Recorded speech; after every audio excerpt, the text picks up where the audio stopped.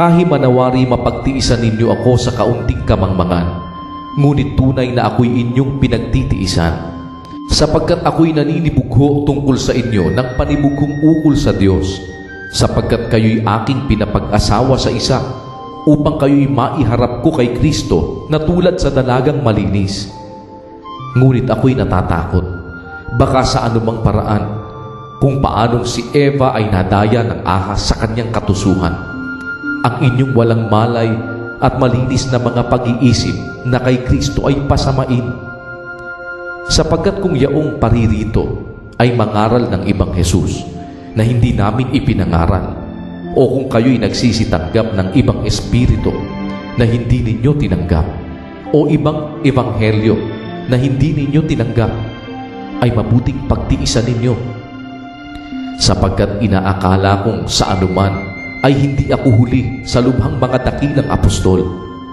Datapwat bagaman ako ay magaspang sa pananalita, gayon may hindi ako sa kaalaman. Hindi, kundi sa lahat ng paraan ay ipinahayag namin ito sa inyo. Ako nga bagay nagkasala sa pagpapakababa ko sa aking sarili, upang kayo'y mga taas dahil sa ipinangaral ko sa inyo na walang bayad ang ebanghelyo ng Diyos. Aking sinamsama ng ibang mga iglesia sa pagtanggap ko ng upa sa kanila upang ipangasiwa ko sa inyo. At pagka ako'y kaharap ninyo at ako'y nagkukulang ng ikabubuhay, ako'y hindi naging pasan sa kanino man, sapagkat mga kapatid, nang sila'y manggaling sa Macedonia, ay tumakip ng aming pangangailangan, at sa lahat ng mga bagay ay pinag-ingatan kong huwag maging pasanin ninyo. At mag-iingat nga ako kung paanong nasa akin ang katotohanan ni Kristo. Sino man ay hindi makapipigil sa akin sa pagmamapuring ito sa mga dako ng Akaya. Bakit? Sapagkat hindi ko baga kayo iniibig? Nalalaman ng Diyos. Datapwat ang aking ginagawa ay siya kong gagawin upang maputol ko ang kadahilanan sa mga nagnanasa ng kadahilanan, upang sa anumang ipinagmamapuri nila ay mga sumpungan sila na gaya namin. Sapagkat ang mga gayong tao ay mga bulaang apostol, mga magdarayang manggagawa na nagpapakunwaring mga apostol ni Kristo. At hindi katakataka, sapagkat si Satanas man ay nagpapakunwaring anghel ng kaliwanagan. Hindi malaking bagay nga na ang kanyang mga ministro naman ay magpakunwari na waring ministro ng katwiran, na ang kanilang wakas ay masasang-ayon sa kanilang mga gawa. Muling sinasabi ko, huwag isipin ng sino man na ako'y mangmang. Ngunit kung gayon may tanggapin ninyo akong gaya ng isang mangmang, upang ako naman ay makapagmapuri ng kaunti. Ang ipinangungusap ko ay hindi ko ipinangungusap ayon sa Panginoon, kundi gaya ng sa kamangmangan, sa pagkakatiwalang ito sa pagmamapuri. Yamang maraming nagmamapuri ayon sa laman, ako na may magmamapuri, sapagkat pinagtitiisan ninyo na may kasayahan ang mga mangmang, palibhasa'y marurunong kayo. Sapagkat inyong pinagtitiisan ang sino man, kung kayo'y inaalipin, kung kayo'y sinasakmal, kung kayo'y binibihag, kung siya'y nagpapalalo, kung kayo'y sinasampal sa mukha.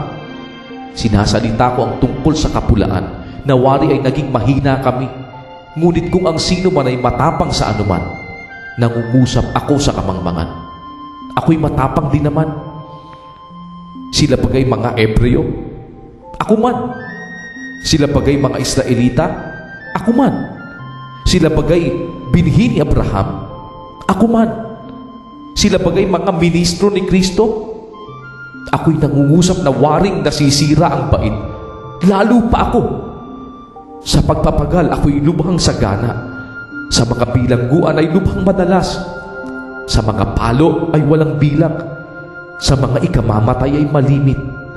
Sa mga Hudyo ay makalimang tumanggap ako ng 40 palo, kulang ng isa. Makaitlong ako'y hinampas ng mga panghampas. Minsan ako'y binato. Makaitlong ako'y nabagbag. Isang araw at isang gabi na ako'y nasa kalaliman ng dagat. Sa mga paglalakbay ay madalas.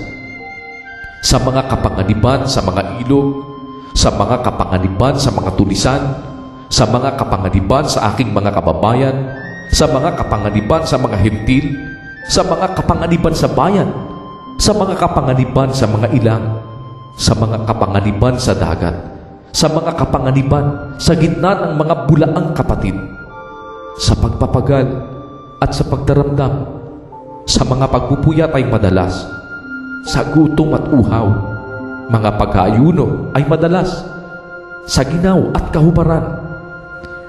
Bukod sa mga bagay na iyon, ay may umiinis sa akin sa araw-araw, ang kabalisahan dahil sa lahat ng mga iglesia. Sino ang nanghina at ako'y hindi nanghina? Sino ang napapatisod at ako'y di nagdaramdam? Kung kinakailangang ako'y magmamapuri sa mga bagay na nauukol sa aking kahinaan. Ang Diyos at Ama ng Panginoong Hesus na mapalad magpakailan paman ang nakakaalam na ako'y hindi nagsisinungaling. Sa Damasco ay binantayan ng gobernador na sakop ng Haring Aretas ang bayan ng mga taga-Damasco upang ako'y hulihin. At sa isang tungawan ay napahugos ako sa kuta sa isang balaong at ako'y nakatanan sa kanilang mga kamay.